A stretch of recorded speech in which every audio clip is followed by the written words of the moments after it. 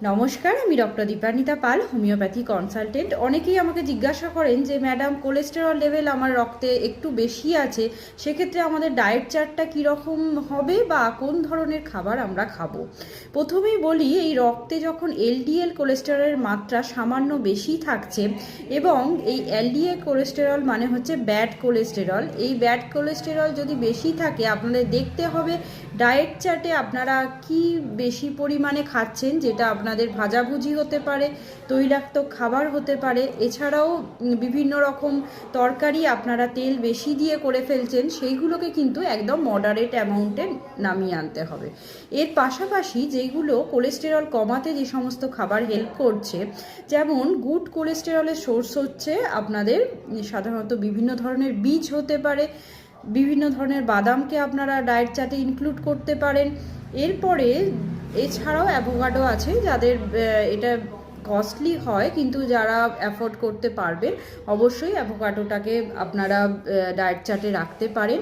এছাড়াও বিভিন্ন রকম সামুদ্রিক তৈলাক্ত মাছ আছে, যেটা আপনাদের গুড কোলেস্টেরলের সোর্স। এরপরে যেটা করবেন, আপনাদের যারা দুধ খেতে অভ্যাস আছে তাদের ক্ষেত্রে বলছি, আপনারা কিন্তু ফুল ফ্যাট মিল্কটা খাবেন না। ফ্যাটটা তোলার পর যে স্কিমড মিল্ক বা ডাবল টোন মিল্ক হয়, সেটা কিন্তু রেগুলার ডায়েট চার্টে ইনক্লুড করবেন। এরপরে আসছি, যারা পনির রেগুলার খাচ্ছেন তাদের ক্ষেত্রেও কিন্তু কোলেস্টেরল লেভেলটা ইনক্রিজ হতে পারে। তাই পনিরও কিন্তু আপনারা খাবেন না সেটা নয়, অবশ্যই খাবেন, কিন্তু মডারেট অ্যামাউন্টে খাবেন।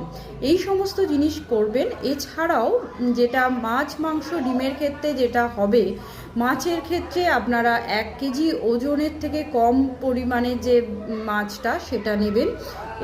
ডিমের ক্ষেত্রে সপ্তাহে 3 থেকে 4 দিন আপনারা ডিম অনায়াসেই খেতে পারেন। এছাড়াও যেটা করবেন, আপনাদের মাংসের ক্ষেত্রে আপনাদের চেষ্টা করতে হবে রেড মিটটাকে অ্যাভয়েড করার। এছাড়াও আপনারা ডায়েট চার্টে বিভিন্ন প্রকার শাকসবজি, ফলমূলকে ইনক্লুড করবেন। এইভাবে প্লেটটাকে পুরো সাজিয়ে ফেলতে হবে। এছাড়াও আমাদের কিন্তু যদি কার্বোহাইড্রেট আপনারা বেশি ইনটেক করে নেন, সেক্ষেত্রেও কিন্তু আপনাদের কোলেস্টেরল লেভেলটা, ট্রাইগ্লিসারাইডটা ইনক্রিজ করবে, সেক্ষেত্রে কোলেস্টেরল লেভেলটাও দেখাবে ইনক্রিজড। তাই অবশ্যই চেষ্টা করবেন এইভাবে, মানে ফল, মূল, শাকসবজি, বিভিন্ন প্রকার বীজ এবং ছোট মাছ, এই সমস্ত দিয়ে একটা প্লেটটাকে সাজিয়ে তোলার। এছাড়াও যেটা আপনারা রেগুলার ডায়েট চার্টে খেতে পারেন, সেটা হচ্ছে আমলকি, হলুদ এবং কাঁচা রসুন।